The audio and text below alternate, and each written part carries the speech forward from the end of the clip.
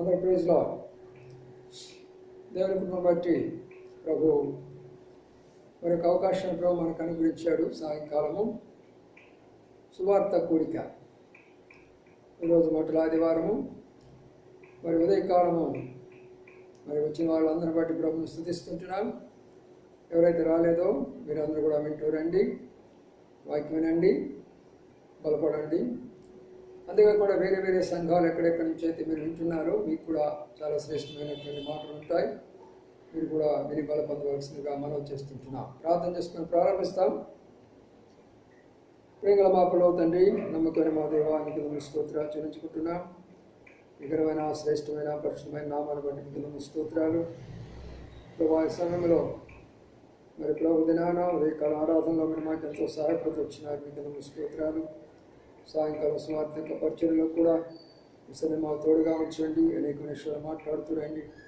వాడే పాటలు తగిన మాటలను ఆశ్రయించి దీవించమని ప్రార్థన చేస్తూ విధాల స్థలకు అప్పచెప్పుకోండి. మీ దాసుని అభిషేకించండి.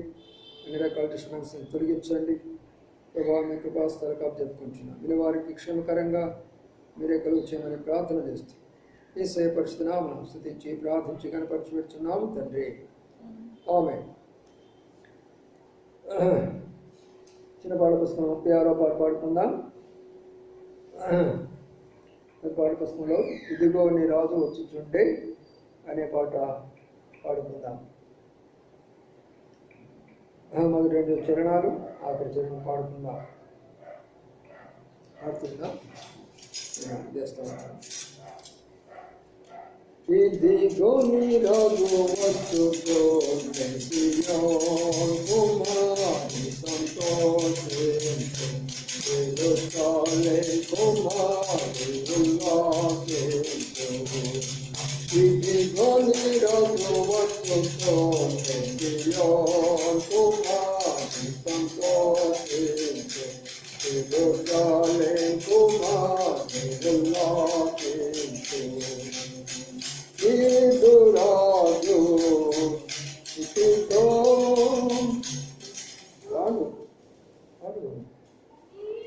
రాజు నీతితో వేదమే నీరు లేకనే,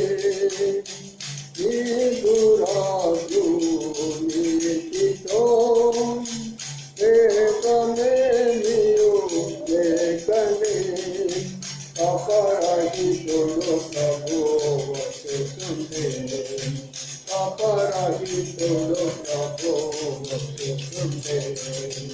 ఇదిగో నీ రాజు వచ్చుచుండే సియోను కుమారి సంతోషించు, యెరూషలేము కుమారి సాక్షణాత్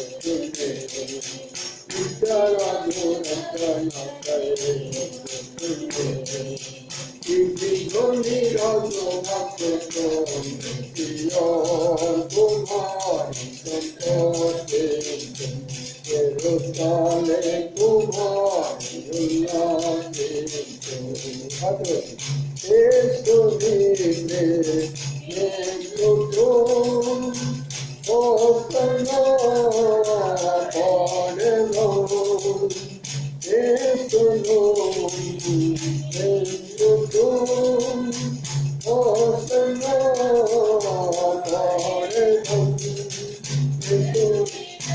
వస్తుండే హల్లెలూయా యేసుడిగా వస్తుండే హల్లెలూయా इतनी रातों वक्तों सिया तुम्हारे संतोष तेरे चाले तुम्हारे उल्लास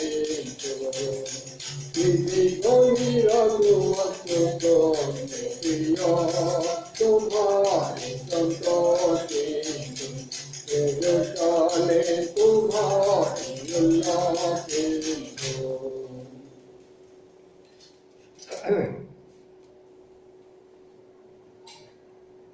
రండి బైబిల్ గ్రంథాన్ని చదువుకొని కొన్ని మాటలు ధ్యానించుకుందాం, ప్రార్థన చేసుకుందాం. మొట్టమొదటిగా అతని ధ్యానంలోకి వెళదాం. ప్రేంగల మా పడవ తండ్రి, నమ్మకాన్ని మా దేవానికి స్తోత్రాలు చెల్లించుకుంటున్నాం. ఈ యొక్క మరి రాత్రికాల గడవలో సువార్త కూడి కొరకై ప్రభావ మీరు సిద్ధపరిచిన వాక్యాన్ని మాకు అందించమని ప్రార్థిస్తుంటున్నాం. ఉదయకాలం అనేకులు వింటూ వచ్చినారు ప్రభా, సాయంకాలం కూడా అనేకులు వినేదానికి సహాయపడుతున్నాయి. విన్న వారిలో తన కార్యం జరిగించండి. ఉదయం ఎవరు రాలేకపోయినారో వారందరూ కూడా ఈ సమయాన్ని ఉపయోగించుకోవడానికి సహాయం చేయండి. ఇంకా ఆయా సంఘాల నుంచి ఆయా స్థలాల నుంచి చూస్తున్నటువంటి వారందరూ కూడా మీరు జ్ఞాపకం చేసుకోమని ప్రార్థన చేస్తూ విధాల స్థలాలకు అభ్యర్థుకుంటూ వందనా చెల్లించుకుంటూ యేసు పరిశుద్ధ నామమున స్తుతించి ప్రార్థించి గణపరిచి వేడుకొంచున్నాము తండ్రి, ఆమేన్. రండి, యోహాను సువార్త 2వ అధ్యాయం చదువుతాను. యోహాను సువార్త 2వ అధ్యాయము 13వ వచనం నుండి మనం చదువుకుందాం. యోహాను సువార్త 2వ అధ్యాయము 13వ వచనం నుండి చదవండి.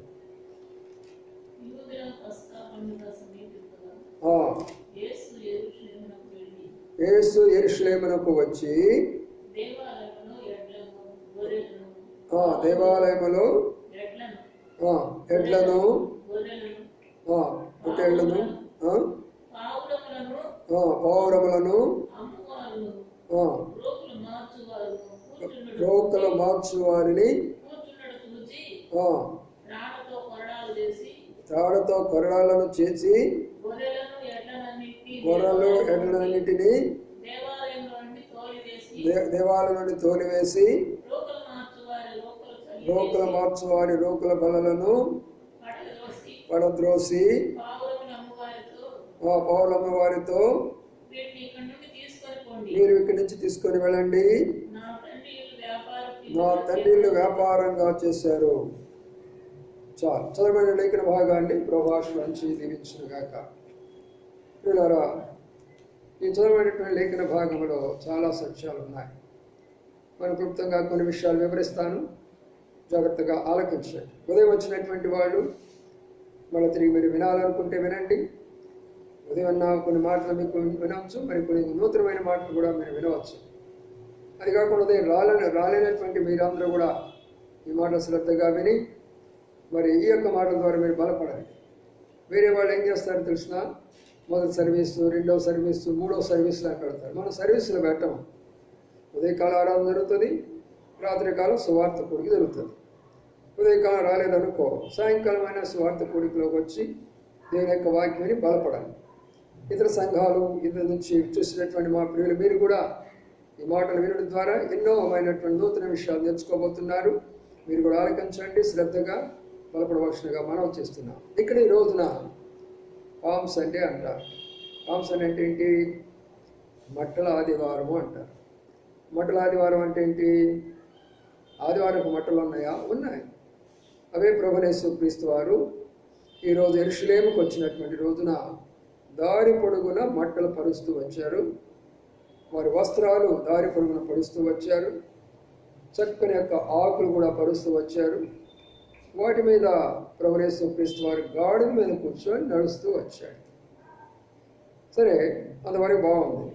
ఇప్పుడు యెరూషలేముకు వచ్చినప్పుడు యెరూషలేములో ఆయన చూసినటువంటిది ఏంటి? యెరూషలేములో దేవాలయంలోకి ఆయన ప్రవేశించాడు.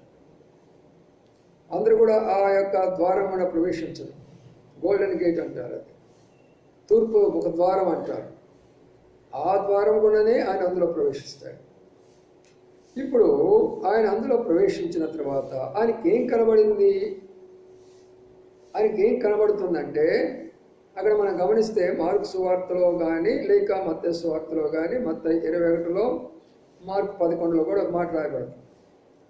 నా మందిరము ప్రార్థనా మందిరం అని పిలువబడుతుంది. నా మందిరము అనేకమైన అన్యజనులకు ప్రార్థనా మందిరం అని పిలువబడుతుంది.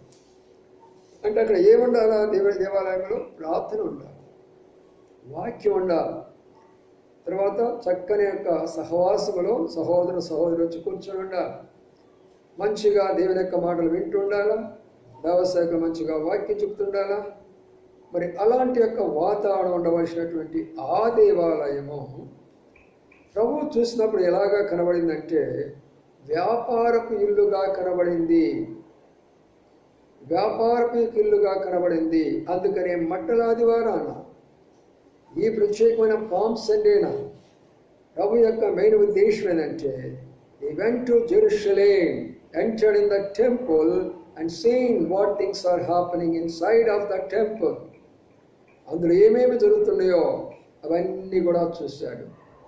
ఏమేమి జరుగుతున్నాయండి? అక్కడ వ్యాపారం జరుగుతున్నది, ఎద్దులు కనబడుతున్నాయి, గొర్రెలు కనబడుతున్నాయి, ఆ తర్వాత మరి గువ్వలు కనబడుతున్నాయి, ఆ తర్వాత రూకలు కనబడుతున్నాయి. ఏమి కనబడాలా? ప్రార్థన కనబడాలా, వాక్యం కనబడాలా, దైవ సేవకులు కనబడాలా, సంఘములో ప్రేమ కనబడాలా, సంఘం యొక్క ప్రజలు అక్కడ కనబడాలా. కానీ ఏం కనబడుతుంది ప్రభువుకి? అవి కనబడటం లేదు. అందుకని ఈ రోజున ప్రభు చేసినటువంటి గొప్ప కార్యం ఏంటంటే దేవాలయాన్ని శుద్ధిపరిచినటువంటి రోజు. This palm Sunday the lord went to the temple of Jerusalem, cleansed everything which is happening in that temple. ఆ యెరూషలేములో ఏమైతే జరుగుతున్నదో అదంతా కూడా ఈరోజు ఏం చేయబడిందంట? ప్రియమైన సోదరుడా, దేవుని యొక్క వాక్యంలో 3 ఉన్నాయి.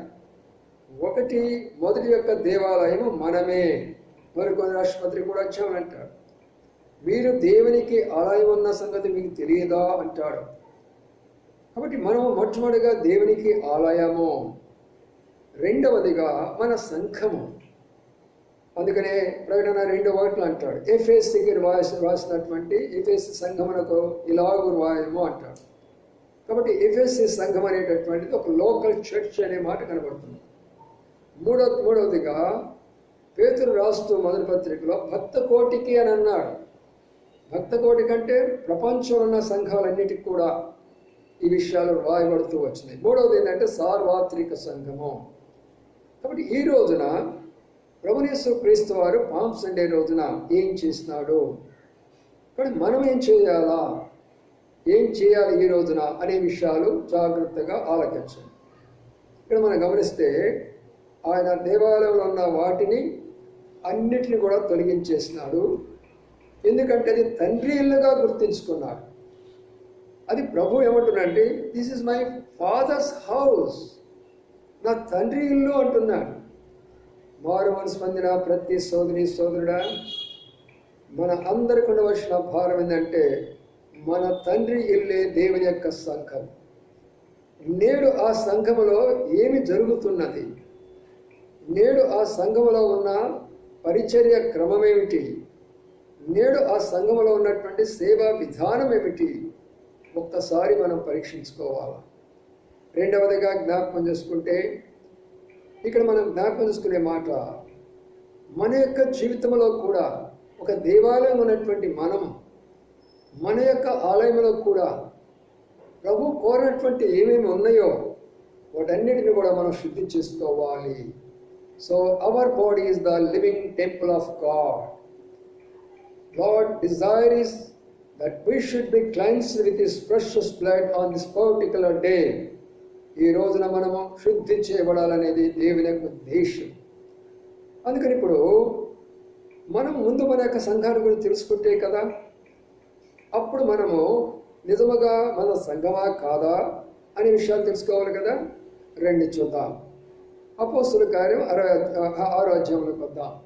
చూడండి, అపోస్తుల కార్యము 6వ అధ్యాయంలో మనం చూసినట్లయితే 2వ వచనం నుంచి ఒక మంచి మాట కనబడుతుంది. జాగ్రత్తగా ఆలకించండి. ప్రవచన దినాలు సంఘం కానీ పరిశుభ్రపరచబడపోతే మనం విడిచిపెట్టబడతాం.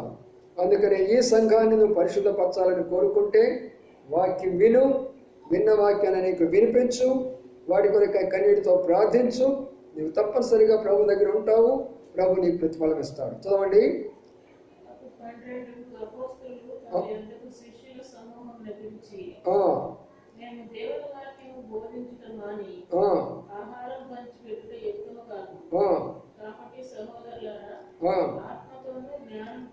ఆత్మతోనూ జ్ఞానముతో నిండినటువంటి మంచి పేరు పొందినటువంటి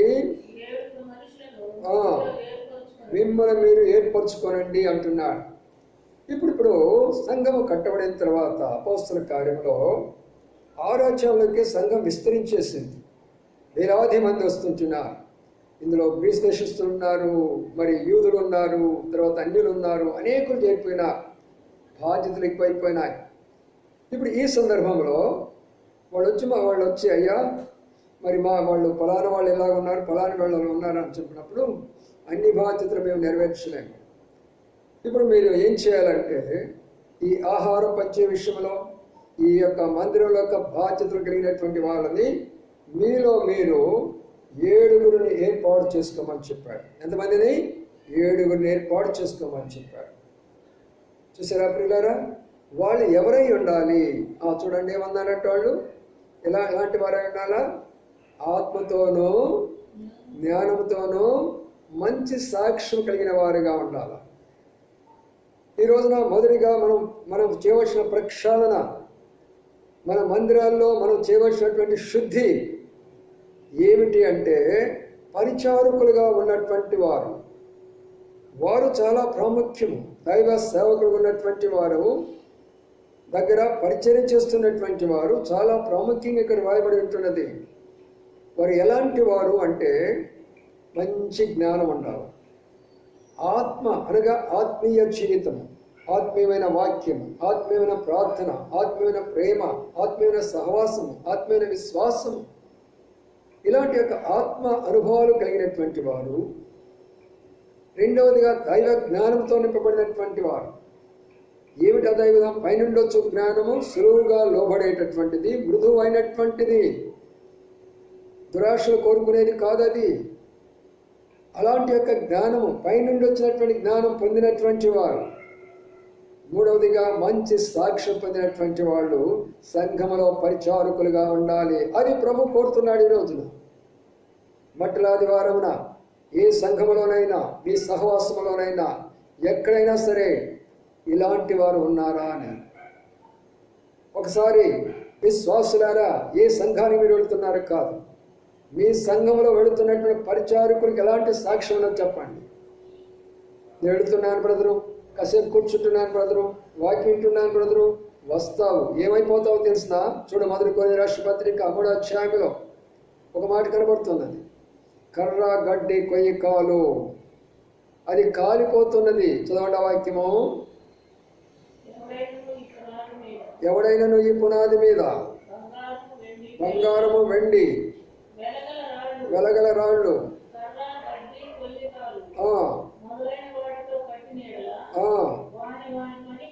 వాని పని కనబడను, ఆ దినము దాని తేటగా కనబడను. కాబట్టి ఇక్కడ గమనించండి, అది ఏమైపోతుందంటే కర్ర గడ్డి కొయ్యికాలను పోగేస్తున్నారు. ఇప్పుడు చాలా మంది ఎంత పోగేసుకుంటున్నారో ఒక్కొక్క సంఘములో.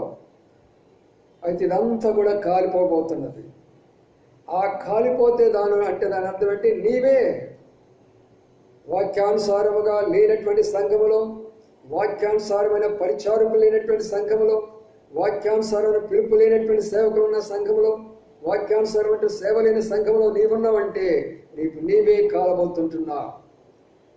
అందులోంచి బయటికి రావాలి. We should come out of such fellowship.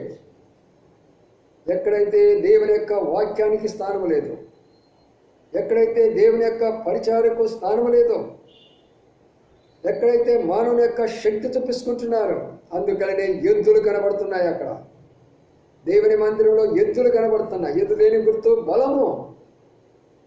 మా బలం అండి, మా యొక్క చదువు అండి, మా ఉద్యోగం అండి, నేను ఇంజనీర్ని, నేను ఫలానా, నాకు ఇంత పెద్ద అనుభవం ఉంది, నేను ఇంత గొప్ప వ్యక్తిని, అవన్నీ కూడా హెచ్చించుకుంటూ ఆ బలాన్ని చూపించుకుంటూ నేడు సంఘాన్ని, నీవు పాడైపోయినావు, సంఘాన్ని పాడు చేస్తున్నావు, రేపు అందరూ కూడా ప్రభు యొక్క సన్నిధిలో నిలబడితే కాలిపోతారు. శుద్ధి చేసుకుందాం రండి, సంఘాన్ని పరిశుద్ధపరుచుకుందాం రండి, కొరడా తీసుకోనండి, దేవుని వాక్యాన్ని కొరడా తీసుకోనండి, శుద్ధి చేస్తురండి. ఎద్దులనగా బలము, మా బలం ఉపయోగిస్తాము, మా శక్తి ఉపయోగిస్తాము. మాకు చాలామంది అనుకున్నారు, నేను ఫలానా వ్యక్తిని, నేను కోర్టుకు పోగలను, నేను అడ్వకేట్, నాకు తెలుసు, నా పోలీస్ డిపార్ట్మెంట్ తెలుసు, నాకు మంత్రులు తెలుసు, నేను సంఘం కొరకై పోరాడతాను. ఇవన్నీ కూడా ఎద్దు స్వభావం. వద్దు, మనకు ప్రక్షాళన చేద్దాం. ఈ రోజున మట్టల ఆదివారమున ప్రియమైన సోదరి సోదరుడా, శుద్ధి చేసుకో, వాళ్ళ కొరకై ప్రార్థించు, వాళ్ళకి వాక్యం చెప్పు. పరిచారం చేసినటువంటి మీరు ఎలాగా ఉన్నారు? మాదిరికరంగా ఉన్నారా? ఎలాగ మీరు ఉన్నారు? 1 కొరింథీయుల రాసిన పత్రిక 3వ అధ్యాయం ఇంకో మాటలు ఉన్నాయి. పరిచారకులనే వారికి అర్హత ఉండాలనే మాట అక్కడ ఉందో చూద్దాం. అది కూడా 1 కొరింథీయుల రాసిన పత్రిక 3వ అధ్యాయము పరిచారకులనే మాట చూడండి. ఎవరైనాను పరిచర్యను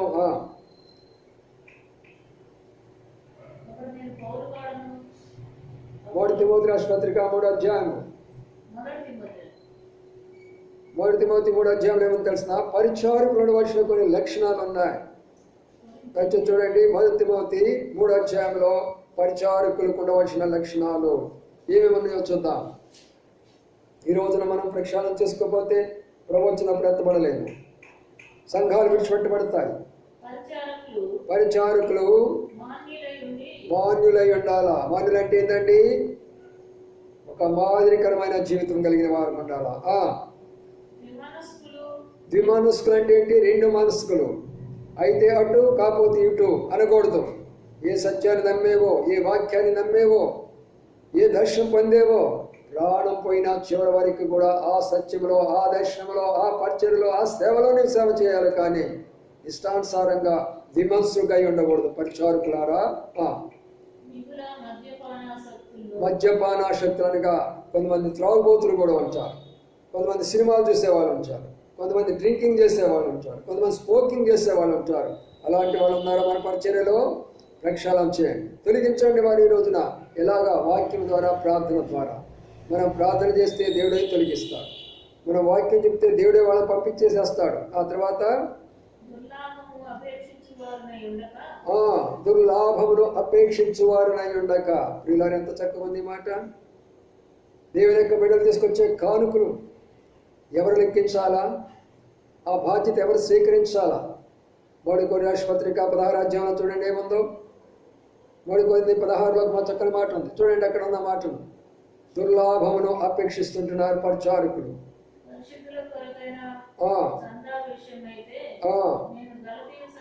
నేను గలతీయులకు ఏమైతే నియమించానో మీకు అది నియమిస్తున్నా. ఎవరండి నియమించేది? It's the work and function of God servants, not any other person. దేవుని యొక్క కానుకలను నమ్మకంగా ఉపయోగించాలన్నప్పుడు దైవ సేవకుడు ప్రార్థన చేసి అది వారికి అప్పగిస్తే వారు దానిని నమ్మకంగా చేయాలి.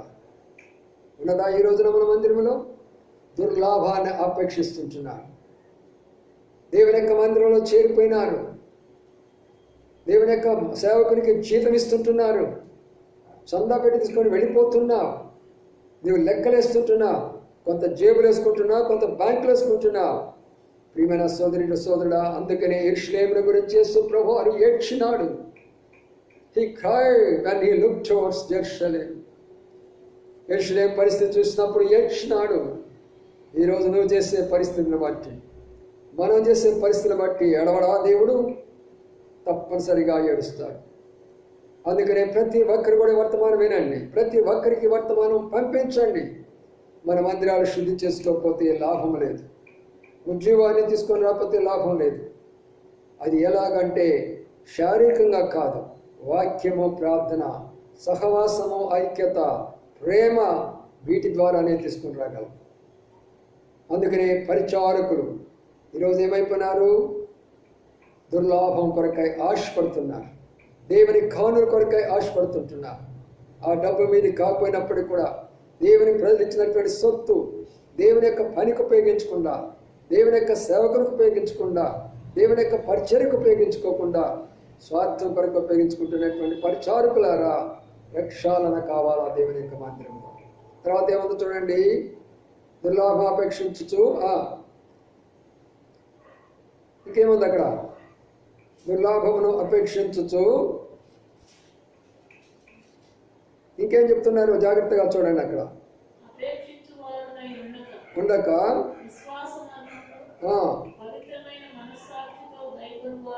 చూసారా, విశ్వాసముతో పవిత్రమైన మనస్సాక్షి ఉండాలా.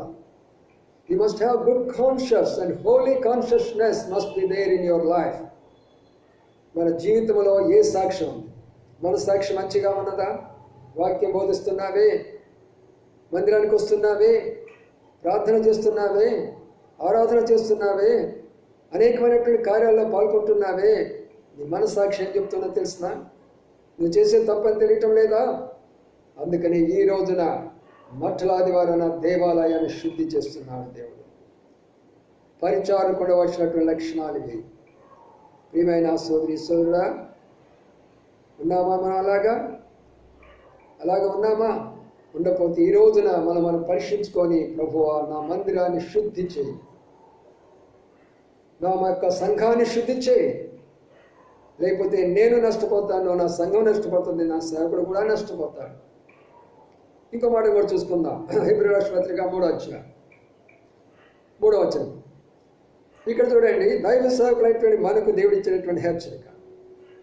దైవ సేవకులైనటువంటి మనము ఈ రోజున ఈ యొక్క మరి మఠల ద్వారాన మనం శుద్ధి చేసుకోకపోతే కష్టం. చదవండి ఏమంది?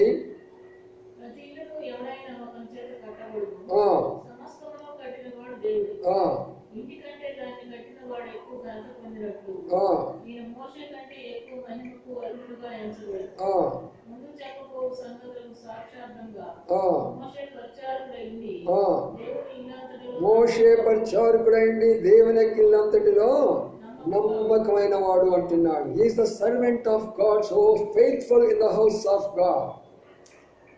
దైవ సేవకులైనటువంటి మనము నమ్మకంగా ఉన్నామా? మన పరిచర్య, మన ధర్మం జరిగిస్తున్నామా? ఎవరిని ఏ పనికి ఉపయోగించాలో ఆ పనికి మనం ఉపయోగిస్తున్నామా? ఎవరికి ఏ బాధ్యత ఇవ్వాలో ఆ బాధ్యత వాళ్ళకి అప్పగిస్తున్నామా? ఎవరికి ఏ కూడికి అప్పగించాలో ఆ కూడికి అప్పగిస్తున్నామా? ఎవరిని స్థానం ఉంచాలో ఆ స్థానం ఉంచుతున్నామా? లేదు. నా బంధువు అండి, నా కులం అండి, నాకు తెలిసిన వ్యక్తి అండి, ఆయన ఇంజనీర్ అండి, ఈయన ప్రొఫెసర్ అండి, ఆయన డాక్టర్ అండి, అందుకని వాళ్ళకి ఆ బాధ్యతలు అప్పగిస్తున్నాను. ఇదేనా? అందుకని ప్రియుడా, సోదరి సోదరుడా, ప్రక్షాళన జరగాలి. ఈ రోజున ప్రభు యెరూషలేముకి ఎందుకు వచ్చాడంటే ఇలాంటి వాటన్నిటిని కూడా ఆయన తొలగించడానికి వచ్చాడు. ఇలాంటి వాటన్నిటిని తొలగిస్తుంటున్నాడు. ఇక్కడ అమాయకమైన గొర్రెలు వచ్చినాయి. ఈ అమాయకమైన గొర్రెలు ఏం చేస్తున్నాయి? బలి అయిపోతుంటున్నాయి. విశ్వాసులైన వాడు నిన్ను నమ్మి నీ దగ్గరికి వస్తే ఒక దైవ సేవకుడిగా ఏం చేస్తున్నావు? వారి కొరకై ప్రార్థన చేస్తున్నావా? వారికి వాక్యం అందించగలుగుతున్నావా? వారిని పరామర్శించగలుగుతున్నావా? వారిని ధైర్యపరచగలుగుతున్నావా? కన్నీటిలో ఉన్నప్పుడు ఆదరించగలుగుతున్నావా? ఏ యొక్క నిస్సహాయ స్థితిలో ఉన్నప్పుడు చేయి చాపి సహాయపడుతున్నావా? మోషే దేవుని ఇల్లంతటిలో నమ్మకమైనటువంటి వాడు. ప్రియమైన సోదరి సోదరుల, దేవుని ఇంటిని శుభ్రం చేద్దాం. ఈ రోజున డబ్బుల విషయమైనా సరే చెప్పాను ఇప్పుడే, అది దైవ సేవకు సంబంధించినది, మీకు సంబంధించినది కాదు. ఇప్పుడైనా కూడా విడిచిపెట్టండి, అది మీ బాధ్యత కాదు. అది ఆయన వెంటనే పెట్లు తీసుకొని పరిగెత్తడం కాదు, కొంత జేబులు వేసుకోవడం, కొంత బ్యాంకులు వేసుకోవడం కాదు. జాగ్రత్త. దేవుని ఎదురు నిలబడతావు. నీవెవరో తెలియదు అనుకుంటావు, అగ్నిగుండాలని వెళ్ళిపోతావు. ఇక్కడేదో అనుభవిస్తున్నావు, డబ్బుతోటి, నీ యొక్క ధనముతోటి, నీ యొక్క దీనితో ఎవరినైనా చూడలేని చేసుకుంటున్నావు. కానీ ఒక రోజున వస్తుంది, జాగ్రత్త సుమా. అందుకనే ఆ మాటలు రాయబడుతూ వచ్చినాయి. దేవుని ఇల్లంతటిలో నమ్మకమైన వాడు అని అంది. నమ్మకంగా ఉన్నామా దైవసేవకులుగా? మనకు అప్పగించిన చిన్న పరిచయం అయితే, పెద్ద పరిచయం అయితే, దైవజన భక్సింగ్ గారికి మాట చెప్పేవాడు. ఒక 10 మంది దగ్గర ఒక సేవకుడు పంపించి వాక్యం చెప్పమంటే, అన్న ఈరోజు నాకు తలకాయ నొప్పి ఉందన్న, వేరే పని ఉందన్న అని చెప్పేవాడు అంట. ఒక పెద్ద మీటింగ్కి పంపించమంటే, oh brother, yes I will go brother, I will go brother అంటారంట. భక్సింగ్ గారు చెప్పేవాడు ఈ మాట. చిన్న పరిచయలను నిర్లక్ష్యం చేసుకోగాకండి. పెద్దదైనా చిన్నదైనా మనం నమ్మకం ఉండాలి. ప్రభు అంటున్నాడు 25వ అధ్యాయంలో, బడా నమ్మకమైన మంచి దాసుడా, ఈ కొంచెంలో నమ్మకంగా ఉన్నావు. దేవుడిచ్చిన కొంచెంలో నమ్మకం ఉన్నావా? కొన్ని ఆత్మల విషయంలో నమ్మకం ఉన్నావా? కొన్ని కుటుంబాల విషయంలో నమ్మకం ఉన్నావా? పెద్దది కోరుకుంటున్నావా? పెద్ద బిల్డింగ్ కోరుకుంటున్నావా? వేలాది ప్రజలను కోరుకుంటున్నావా? లక్షలాది ఆస్తులను కోరుకుంటున్నావా? అంతస్తులు కలిగినటువంటి దేవాలయం లాంటి యొక్క సులభం లాంటి యొక్క బిల్డింగ్లు కావాలని ఆశపడుతున్నావా? లేక వాక్యం కొరకు నిలబడాలని కోరుకుంటున్నావా? దైవ సేవకులైనటువంటి మనం, పరిచారకులైనటువంటి మనం మొట్టమొదటిగా శుద్ధి చేసుకోకపోతే, దేవాలయం మనకు శుద్ధి చేసుకోకపోతే, రేపు ప్రభు వచ్చినప్పుడు ఏమి లెక్క అప్పగిస్తాము సోదరుడా? అందుకనే ఇప్పుడు అక్కడికి వెళ్ళినప్పుడు ఆయన చూసినటువంటి పరిస్థితి అంతా చూసి పీఠాలను కింద పడగొడుతూ ఉంటున్నారు. ఎవరి పీఠాలు? నెహెమ్యా గ్రంథం 11వ అధ్యాయం. నెహెమ్యా గ్రంథం 11వ అధ్యాయంలోకి వద్దాము. అక్కడ కొన్ని మాటలు ఉంటున్నాయి, జాగ్రత్తగా ఆలకించండి. నెహెమ్యా 13 చదవండి. నెహెమ్యా లేనప్పుడు వచ్చాడట సన్బలపు టోబీలు అనేవాడు.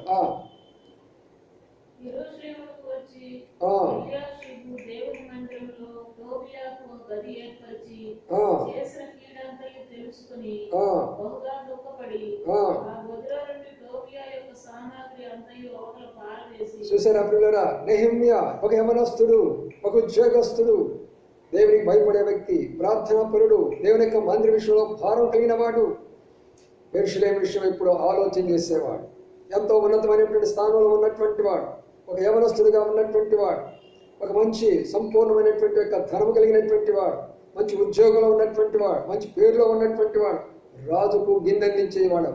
Is in very high position. ఆయనకే భారం ఉందంటే మందిర విషయంలో భారం ఉన్నది. మందిర విషయంలో భారం ఉన్నది. పడిపోయిన మందిర విషయంలో భారం ఉన్నది. ప్రియమైన సోదరుడా, ఈ మాట బాగా అర్థం చేసుకోవడానికి ప్రయత్నం చేయి. ఆయన మందిరంలోకి వచ్చినప్పుడు అక్కడ ఏం కనబడుతుందంటే, మరి దేవుని యొక్క సేవకులు అక్కడ కనబడటం వల్ల పరారా వెళ్ళిపోతున్నారు. సన్బలటు టోబియాలు లోనికి వచ్చేసుకొని కుర్చీలు వేసుకొని మందిరాన్ని పరిపాలిస్తుంటున్నారు. మందిరంలో జనాన్ని ఆయన అధికారాన్ని సెలవిస్తుంటున్నారు. అది చూసినప్పుడు నెహెమ్యా కడుపు మండిపోయింది. యవనస్తులు ఎవరో లెక్క చేయలా, లాగి అవతల పడేసేస్తున్నారు మొత్తం కూడా. ఈ రోజున మనం కూడా అంటే, యవనస్తులారా, దైవ సేవకుల యొక్క కుమారులారా, దైవ సేవక కుమార్తెల యొక్క కుమారులారా, ఏం చేస్తున్నారు మీరు? వృద్ధులైపోయినారు మీ యొక్క తల్లిదండ్రులు. ఏ దర్శనం కొరకు నిలబడ్డారో, ఏ దర్శనం కొరకు బాధపడ్డారో, ఏ దర్శనంలో ఆకలి దప్పులతో సంఘాలు కొడుతూ వచ్చారో, కాలినడకన సంఘాలు కొడుతూ వచ్చారో, ఉపవాసాలుండి నిందలు అవమానాలు ఓర్చుకొని సంఘాలు కొడుతూ వచ్చారో, ఆ కుమారులు కుమార్తెలకి నాడు మీరు ఏం చేస్తున్నారు? ఈ రోజున రోషం ఉన్నదా మీకు? కుమారులకి మీ తల్లిదండ్రులు లేక మీ సేవకులు లేక మీ యొక్క మరి తల్లిదండ్రులు దైవ సేవ చేసినటువంటి బిడ్డలైనటువంటి వారు మీకు ఉన్నదా రోషం? పొలాలకు వెళ్ళిపోతున్నారు సేవకులు, సన్బలట్లు టోబీలు వచ్చి ఇంట్లో కూర్చుంటున్నారు, దాన్ని సపోర్ట్ చేస్తున్నారు నిస్సహాయకులైనటువంటి దైవ సేవకులు, వృద్ధులైనటువంటి దైవ సేవకులు. సన్బలట్ టోబియా దేవుని సేవకులా? వారి యాజకులా? వారికి బైబిల్ గ్రంథం తెలుసా? దేవుని యొక్క సంఘ దర్శనం వాళ్ళకి తెలిసినా? వారికి కావాల్సిన డబ్బు, వారికి కావాల్సినటువంటి అధికారం, వారి అధికారం కొరకు, వారి డబ్బు కొరకు వచ్చి అందులో కూర్చుంటే ఏం చేస్తున్నారు మనం? వారి సపోర్ట్ చేస్తూ కూర్చున్నామా? పీఠాలు లాగి బయటపడేయాలా? వస్తువులు లాగి బయటపడేయాలా? You have no place in the house of God. నీకు ఏ మాత్రం కూడా దేవుని యొక్క ఇంటిలో అధికారం లేదని చెప్పే ధైర్యం మనకు ఉండాలా? ఉన్నదా? లేదే మనకు. ఎంత దుఃఖకరమైన విషయం. సేవకులు వెళ్ళిపోతున్నారు. దేవజన భక్సింగ్ గారు ఉన్నప్పుడు మరి ఇన్ని ఖండాల్లో ఉన్న వాళ్ళందరూ కూడా ఒక్క మాటలో, ఒక్క పాటలో, ఒక్క బాటలో, ఒక్క సహవాసంలో కాన్వొకేషన్స్, యూత్ మీటింగ్స్, స్పెషల్ మీటింగ్స్ జరిగినాయి. ఈనాడు ఎందుకు అయిపోయినాయి? 2 ముక్కలుగా, 4 ముక్కలుగా ఎందుకు అయిపోయినాయి? ఎవరి సేవ వాళ్ళదని అనుకుంటున్నారు కదా, ఎవరి సంఘం వాళ్ళది అనుకుంటున్నారు కదా, ఎవరి సేవకుల మీటింగ్ వాళ్ళది అనుకుంటున్నారు కదా. వద్దు. ఈ రోజున మనం ప్రక్షాళన చేసుకుందాం. మన దేవాలయాన్ని మొట్టమొదటిగా శుద్ధి చేసుకుందాం. తిరిగి దేవుని యొక్క ఉద్యోగం కొరకై ప్రార్థన చేద్దాం. అందుకని ప్రియమైన సోదరి సోదరుడా, ఒక్కసారి గమనించండి. వచ్చాడు, పరిస్థితి అంతా చూశాడు, పట్టుకోలేకపోయినాడు. ఎక్కడెక్కడ కూడా బయట నెట్వేశాడు. యాజకులను పిలిపించాడు. వాళ్ళ యాజకుల చేత యెరూషలేములో కార్యం ప్రారంభించాడు. దేవుని బిడ్డలారా, యెరూషలేములో యాజకులు పనిచేయాలా? ఉద్యోగస్తులు కాదు, రిటైర్ అయినటువంటి వాళ్ళు కాదు, దేవుడు అంటే తెలియనటువంటి వాళ్ళు కాదు, అధికారులు కాదు, కోర్టుల దగ్గరికి వెళ్ళే వాళ్ళు కాదు. ఎవరు పని చేయాలంటే యాజకులు పనిచేయాలా దేవుని యొక్క ఇంటిలో. యాజక ధర్మం ఎరగాల, దేవుని యొక్క మందిరం యొక్క విషయం తెలుసుకోవాలా. అందుకని ఈ రోజున ప్రభువు యేసు క్రీస్తు వారు దానిని ఏం చేస్తున్నాడు? త్వరగా తీసుకొని మొత్తాన్ని శుద్ధి చేస్తూ ఉంటున్నాడు. మరొక మాట కూడా చూసుకుందాం ముగింపు ముందు. ఈ మాట కూడా చూసుకుందాం. మత్తయి సువార్త 21వ అధ్యాయం. ఇదిగో నీ రాజు సాత్వికుడై దీనమని గాడిదకి వస్తున్నానే మాట చదవండి. 5వ వచనమా? చదవండి ఆ మాటను. చూడండి, మత్తయి సువార్త 21. ఇదిగో నీ రాజు సాత్వికుడై గాడిద మీద ఎక్కి నీ దగ్గరకు వస్తున్నాడు. చూడండి ప్రియులారా, ఎంత తగ్గింపు, ఎంత విధేయత ప్రభువుకి. ఈ రోజున ప్రభు ఏం కోరుకున్నాడు? పెద్ద కాస్ట్లీ కార్లు కొనుక్కోలేదే, విలువైనటువంటి యొక్క బస్సులు ఆయన కావాలని కోరలేదే. ఆయన ఒక చిన్న గాడిదను కోరుకున్నాడు. దైవ సేవకులైన మనకు ఎందుకు విలువైనటువంటి యొక్క జీవితాలు, ఎందుకు కాస్ట్లీ జీవితాలు? దైవజనుడు భగత్ సింగ్ గారు ప్రపంచం అంతా తిరిగేడే పెంకుటిల్లో ఉంటూ వచ్చాడు. ఆయన గురించి చెబుతున్నారు. ఈ రోజున ఎంతమందో చుట్టూ పేరు పెట్టుకొని పొలాలు తినేవాళ్ళు చాలామంది బయలుదేరారు ఇప్పుడు మన సహవాసంలో. అందుకు నాకు చాలా బాధగా ఉంది. వాళ్ళ మాటలు ఎవరు వినరని భగత్ సింగ్ గారు పేరు పెడుతున్నారు ప్రతిదానికి. భగత్ సింగ్ గారు అక్కడ పోయినప్పుడు, భగత్ సింగ్ గారు ఇక్కడ పోయినప్పుడు, భగత్ సింగ్ గారు సింగపూర్ పోయినప్పుడు, భగత్ సింగ్ గారు అమెరికా పోయినప్పుడు భగత్ సింగ్ గారి గురించి చెప్తావా, ప్రభుని గురించి చెప్తావయ్యా? ఏదైనా సందర్భంలో ఒక సందర్భంలో భగత్ సింగ్ గారి గురించి చెప్పడంలో తప్పు లేదు.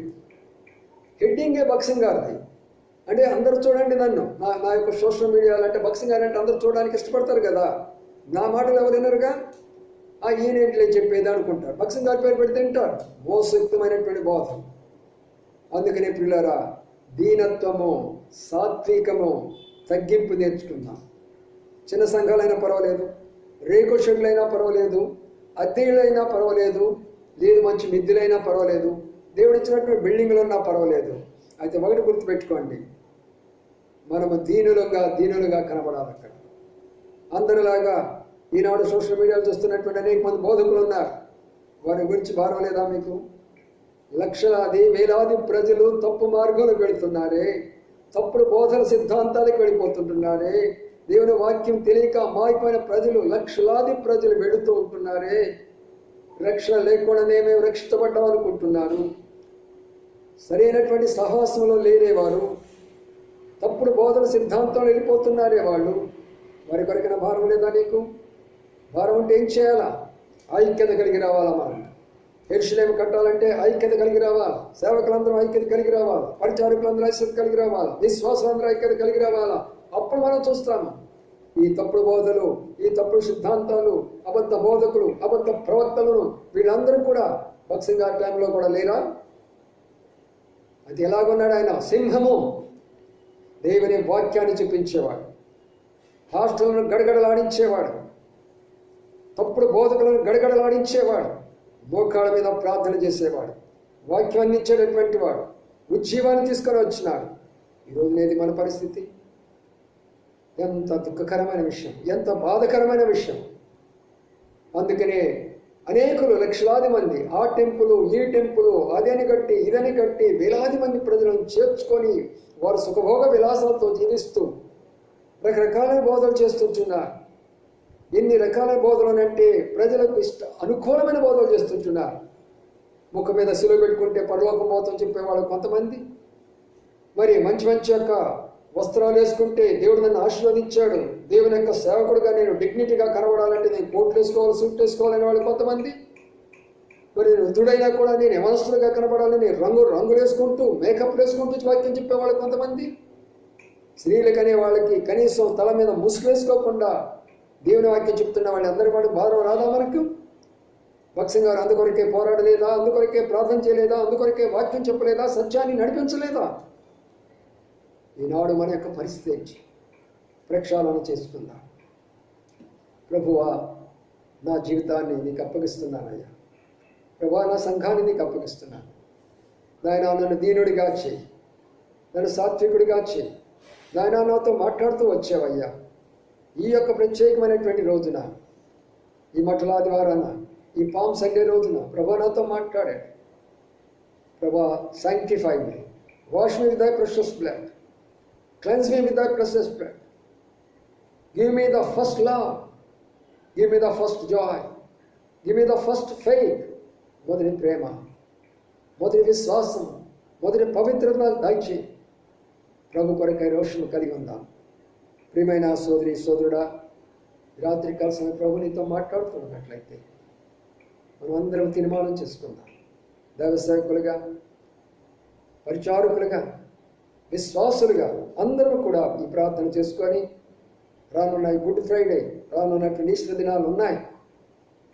వాటి కొరకే మనం సిద్ధపడాలంటే ముందు మనం శుద్ధి చేసుకుందాం, అందరినీ సమకూర్చుకుందాం. సమయం లేదు, ఇంకా చాలా విషయాలు ఉన్నాయి. తోటి దాసులను కొట్టేవాళ్ళు కొంతమంది ఉన్నారు. తోటి దాసులను కొడుతున్నావా? తోటి దాసులను బాధపడుతున్నావా?